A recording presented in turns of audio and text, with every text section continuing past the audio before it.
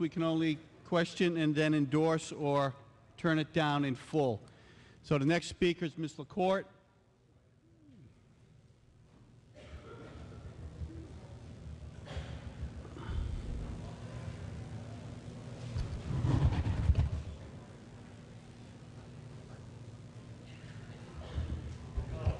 There, is it on? Ah, there we go.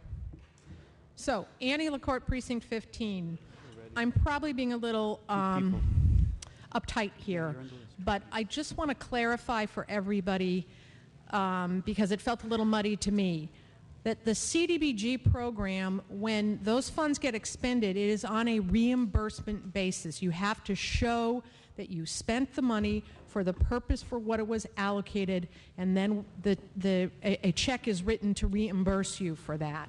So there's no sense in which, when we make an allocation for a particular purpose, that it's deposited in the account of that organization and that's it. They actually have to do a pretty extensive reporting back, and they have to provide invoices and so on and so forth, so that we have proof for the people who are giving us the money, the HUD department, that the money actually got spent as intended.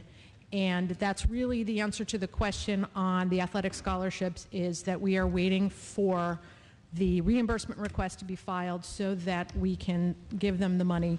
And I hope you all forgive me. I really will get over this thinking I'm still a selectman by the end of the town meeting. Thank you. Mr. Dunn? Pass. Mr. Loretti? 36. CBGB money. We endorse it or not? Thank you, Chris Loretti, Precinct 7. Just a couple of questions. I have a question on the very first item that's in the table on the back page of this handout. And what it says is affordable housing programs funded at $228,000 and change. What does that mean? Ms. Kowalski? Part of the affordable housing program includes our ability to work on housing programs. It also helps to partially offset the salary of the director of housing, the housing director, senior planner in the department. But I guess what I'm wondering is this funding for town entities, or is some of it going to nonprofit housing programs?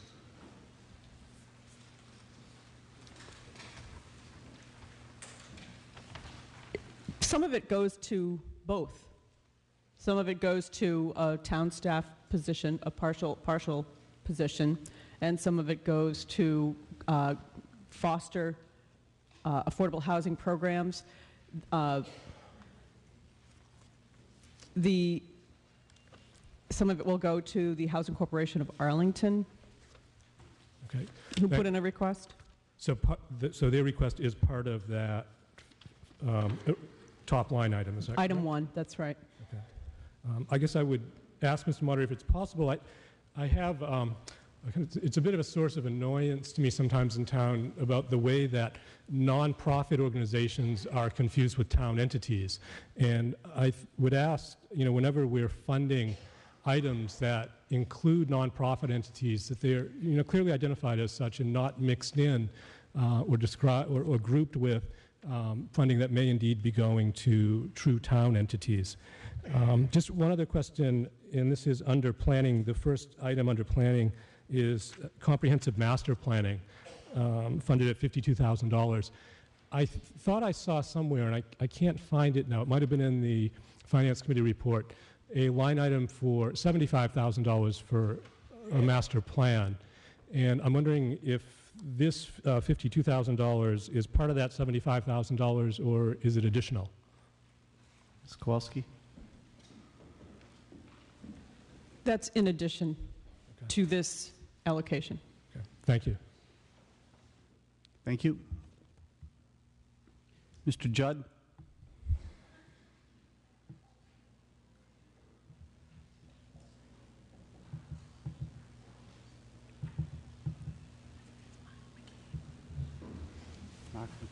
Maybe you'll get this. Thank you, Mr. Moderator. Lyman Judd, Precinct 9. I have two questions, at least, on the article as it is voted in the Selectmen's report. The first two items are private way repair, public way repair, which seems to show that nothing happened, whether it's receipts or expenditures, that their balances. Mr. Judge, can you speak right into the mic? I'm having trouble hearing you. Oh, sorry. I say that under this article, the first two items that are in the wrong article, Lyman. We're talking about 36, CBGBs. Well, this is the CDBG revolving funds. Okay, if you want to stick with 36, I would suggest the following. We have to balance our budget. The state has to balance its budget. Wait, Lyman. But we may not get any more CDBG funding because the federal government doesn't seem to be able to balance its budget, and I think that there is likely, depending on the electoral outcome in November, to be a severe cutback in federal funding. So I hope that the various agencies and projects that we are looking for are either quietly put away or at least some other provision made for them. This is this CDBG funding, going back to when it started, as I remember it, it was originally for communities in excess of 50,000 population. Do you have questions about this year's funding as opposed to funding during the Nixon administration? Yes, sir. What is that question, sir? It's not a question, it's a simple statement. Sorry, I used the word question. Statement. The following, that since our population has fallen below 50,000, we have been very fortunate that through our government representatives, senators, etc., we have been able to be grandfathered in on the CDBG funding. And again, that grandfather clause could be kicked out the window by the next Congress. So we just have to at least consider what's to be done, and that's why I was saying in the next part of, in the Article 37, I would suggest people just look at the balances and the beginning balance and ending balance to see where we're going. Thank you. Thank you. Mr. Fuller? Mr. McCabe?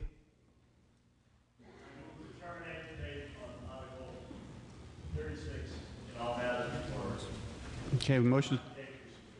Okay. Again, microphones. Mr. McCabe, Precinct 6 has moved. Precinct 2 has moved to terminate debate on all articles in this issue.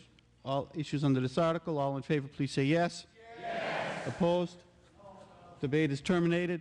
We have before us a recommended vote of the Board of Selectmen with your recommendations for CDBG money. All in favor, please say yes. Yes. Opposed? No. My opinion is a positive vote.